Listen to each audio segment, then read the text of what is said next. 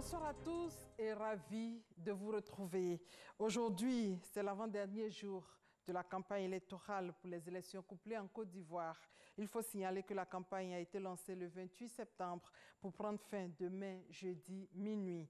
Le vote étant samedi, c'est donc la dernière ligne droite. Il y a 88 listes pour les régionales et 684 listes pour les municipales.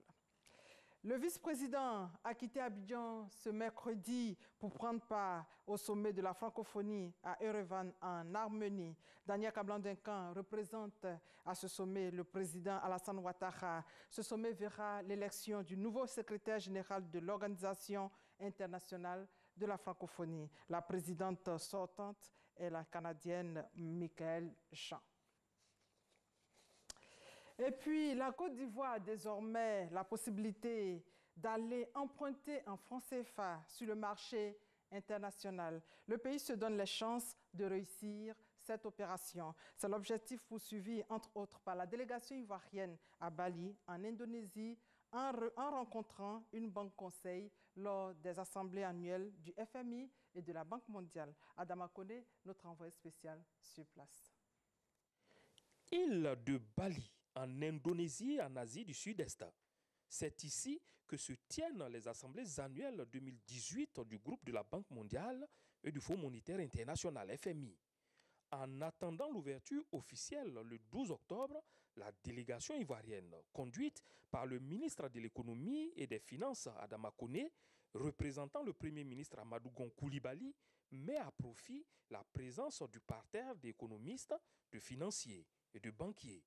Ce mercredi, le ministre Kone échange avec la banque Rothschild. On a pu faire en effet un point sur les sujets de financement et plus globalement sur l'économie et sur ce qui se profilait pour la Côte d'Ivoire pour 2019. Et comme d'habitude, des discussions très fructueuses. La Côte d'Ivoire a de très nombreuses possibilités en termes d'emprunt et a été pionnière en la matière depuis d'ailleurs 2014 et les premiers emprunts que la Côte d'Ivoire a fait en dollars et puis en euros, où elle a été extrêmement pionnière. Maintenant est venu le temps d'emprunter dans la propre monnaie auprès d'investisseurs internationaux et ça serait évidemment une très grande nouvelle et un très grand événement si ça se produisait très bientôt et on pense que ça peut se produire dans les prochains mois.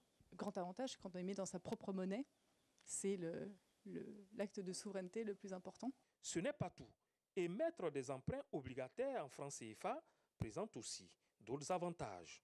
D'abord, la dette est considérée comme une dette intérieure du fait de sa valeur fixe. Ensuite, le processus élargit la base des investisseurs et enfin, il donne de la crédibilité aux francs CFA à travers la signature ivoirienne. C'est clair, après la mission d'évaluation du Fonds monétaire international la semaine dernière à Abidjan, la Côte d'Ivoire envisage ainsi sa stratégie de mobilisation de fonds pour 2019.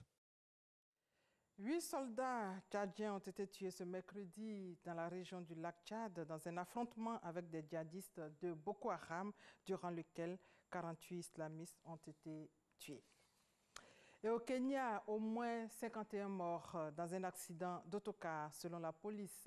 L'autocar transportait 52 passagers. Les statistiques officielles des autorités font état d'environ 3000 morts par an sur les routes du Kenya, mais selon l'Organisation mondiale de la santé, ce nombre serait supérieur à 12 000.